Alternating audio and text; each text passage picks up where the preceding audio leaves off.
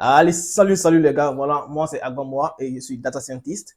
Et si vous ne savez pas ce que c'est qu'un data scientist, nous combinons un peu et mathématiques et un peu de l'informatique pour pouvoir travailler sur des thèmes un peu plus complexes comme les machine learning et tout ça. Si vous avez déjà remarqué comme ça sur les voies des caméras qui vous scannent à chaque instant ou bien dans les supermarchés des caméras qui vous scannent à chaque instant, ça c'est du machine learning. Et si vous voulez vraiment effectuer ces éléments-là, vous devez un peu avoir plus de connaissances, c'est-à-dire ceux qui ont au moins un bac plus 3 ou bien un master ou bien un doctorat. Voilà, mais ce qui est plus important aujourd'hui, je ne suis pas là pour ça parce qu'il y a plus important et il y a des personnes comme ça qui peuvent changer de carrière, qui veulent passer peut-être d'un prof de mathématiques et être web développeur parce que le thème d'aujourd'hui, c'est du développement web. Voilà, parce qu'il y a plusieurs personnes qui m'ont déjà contacté et qui m'ont demandé à ce que je fasse ces vidéos-là pour les aider à mieux exceller dans leur milieu assez respectif. Alors, on va aller un peu plus vite, mais vous devez savoir que si je fais cette vidéo-là, c'est pour vous aider et pour tous ceux qui sont vraiment intéressés, likez la vidéo, partagez la vidéo à ceux vraiment qui en ont besoin parce que c'est hyper important. Ici, par exemple, vous voyez que c'est la première fois que nous venons pour créer notre, je vais dire comme ça, notre page. Voilà, ou bien c'est la première fois que nous venons pour faire l'association, ou bien pour vous montrer un peu les conditions du HTML et du CSS. Je vous avais déjà montré comment est-ce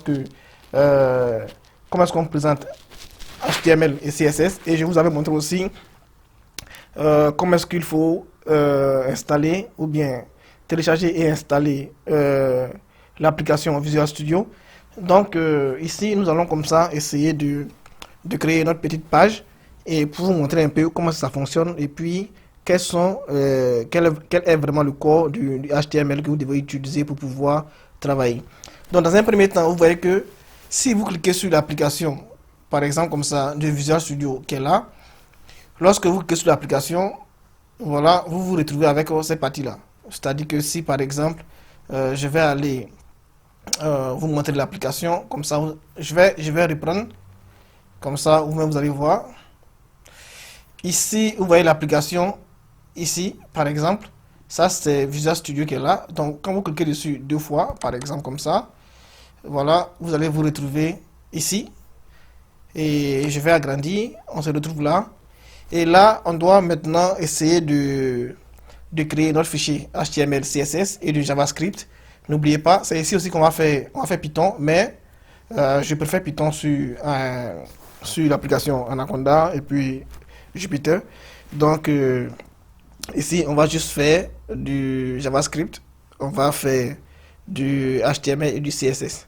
Donc comme je vous avais dit, HTML et CSS vont de pair. Donc sans le CSS, le HTML ne va pas vraiment exister. Voilà. Parce que HTML c'est la source et puis le CSS, ça c'est pour les animations et les couleurs, les dispositions.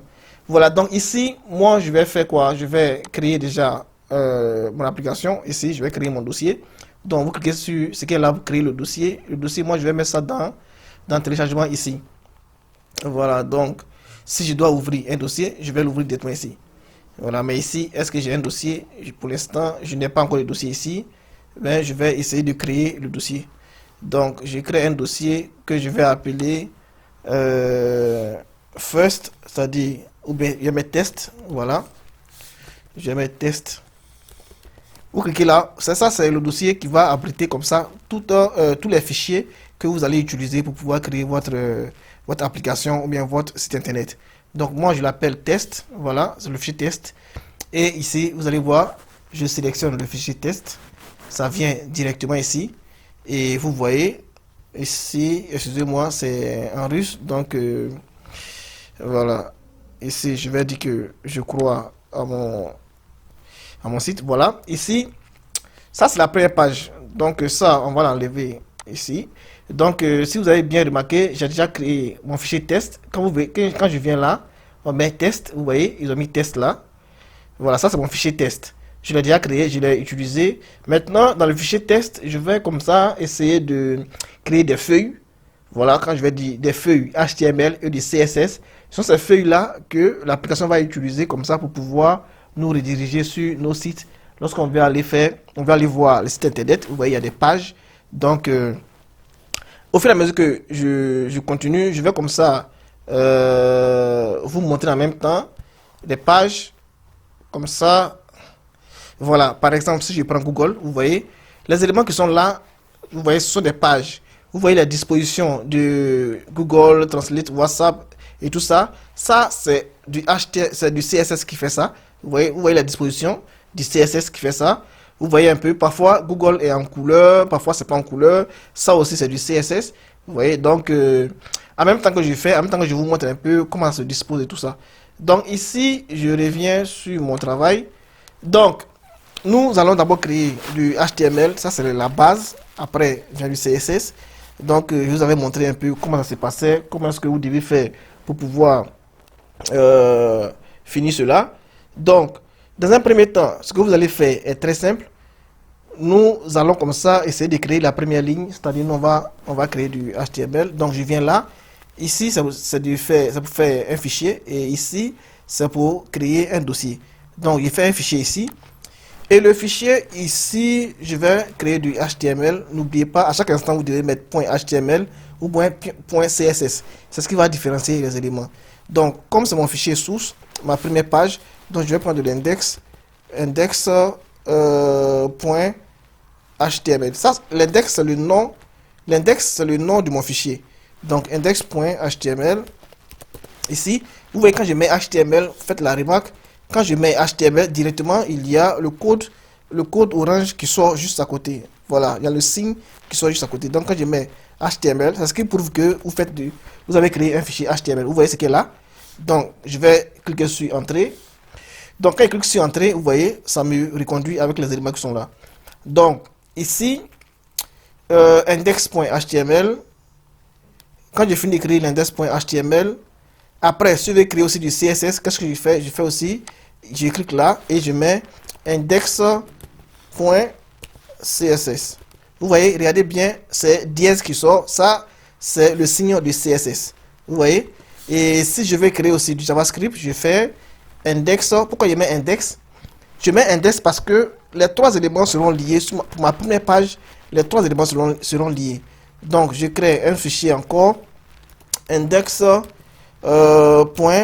JavaScript. JavaScript, c'est JS. Vous voyez, quand je mets JS, il y a JS qui sont là, ça c'est JavaScript. Donc, je fais ça.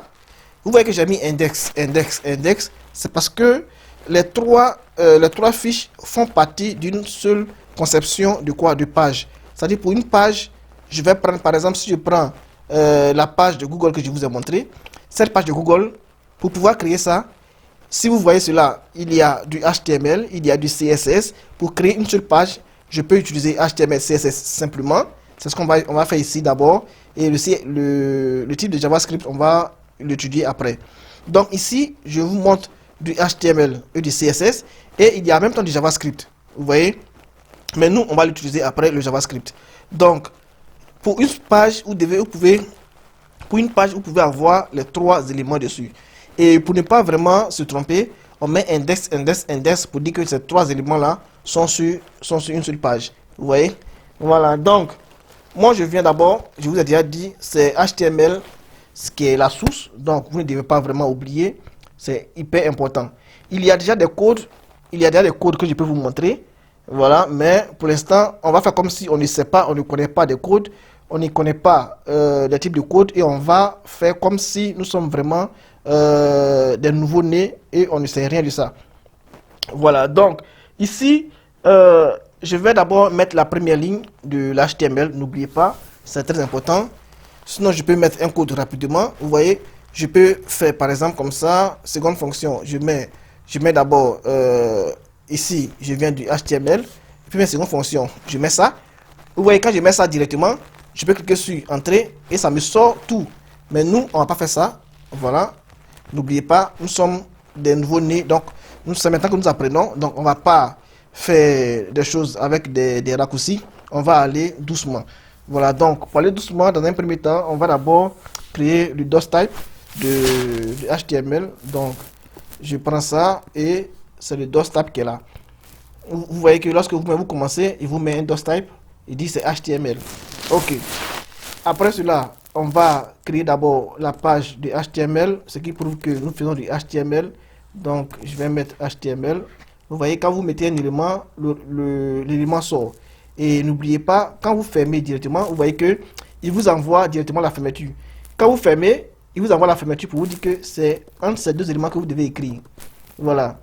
Le HTML qui est là, l'élément HTML qui est là, sans le HTML qui est là, voilà, il n'y a pas une signification. Quand vous écrivez, n'oubliez pas, lorsque vous allez commencer à travailler sur les programmations, ou bien lorsque vous allez commencer à travailler sur les types de développement web, lorsque vous écrivez un élément, vous devez forcément essayer de fermer cet élément-là.